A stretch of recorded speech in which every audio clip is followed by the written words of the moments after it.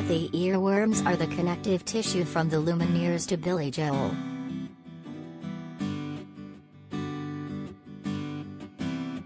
Wesley Schultz grew up listening to piano pop maestro and even now, 4 albums and more than 15 years into a career in the Lumineers, he cites the influence of a true master of writing incredibly dense songs that were also short.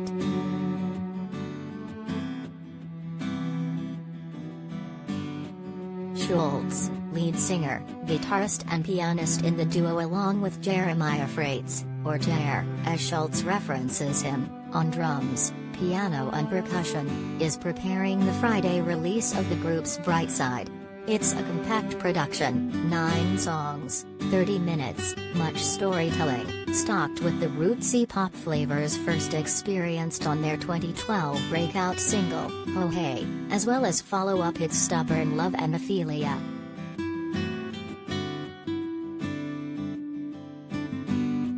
The idea that Billy Joel brought a level of gravitas and depth to what he was doing, even though it was disguised as pop. Bob Dylan and the Beatles also did that. There was an appeal to bring this element to the songs that made me feel like, I can play this for my 4-year-old son, but the songs are also sophisticated, Schultz tells USA Today by phone from New York.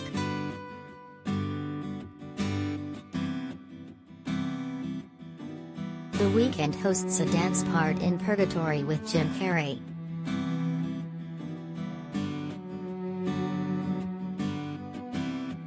The songs AM Radio, Big Shot and the title track have been making the rounds on rock radio since fall. Schultz reveals stories behind some of the notable tracks and lyrics on Brightside.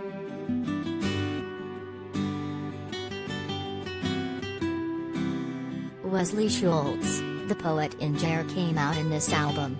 Normally, 99% of the time I'm writing the lyrics, but he'll have these gems.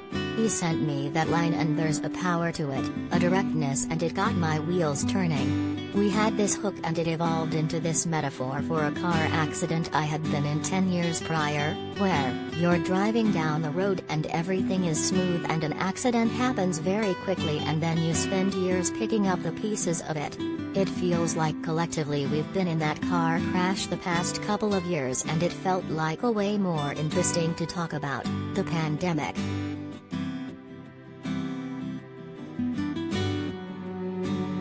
Harry Styles, Billie Eilish among headliners in 2022.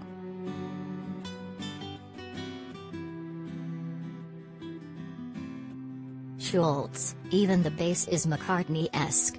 It's like when you hear comics who start wading into waters they shouldn't be with a radioactive topic.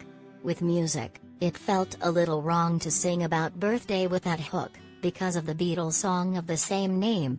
But Jer sent me this voice memo, starts singing the chorus, it's alright, it's alright, it's alright / it's your birthday, dear.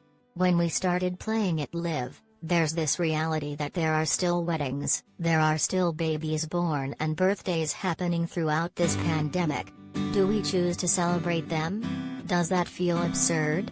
It brought up the feeling of the absurdity of the times.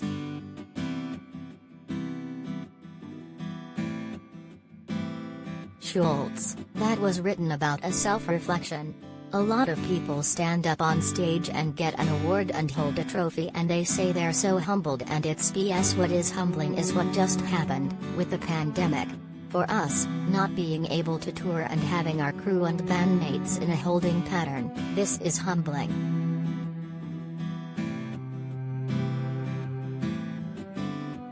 Looking back, I had become burned out. We had toured for 10+ years and it all began to blend together.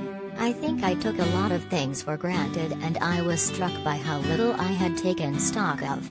There's a feeling of fragility, like getting a bad health diagnosis where your world turns on a dime. The song is about realizing how I had gotten a little bit ahead of myself.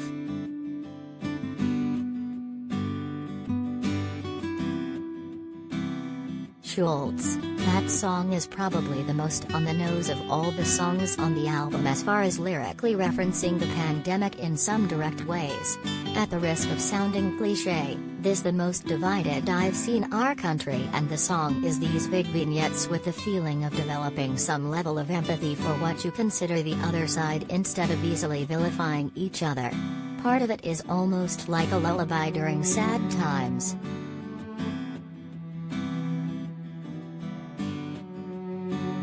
Schultz, someone described Reprise as a Rorschach test.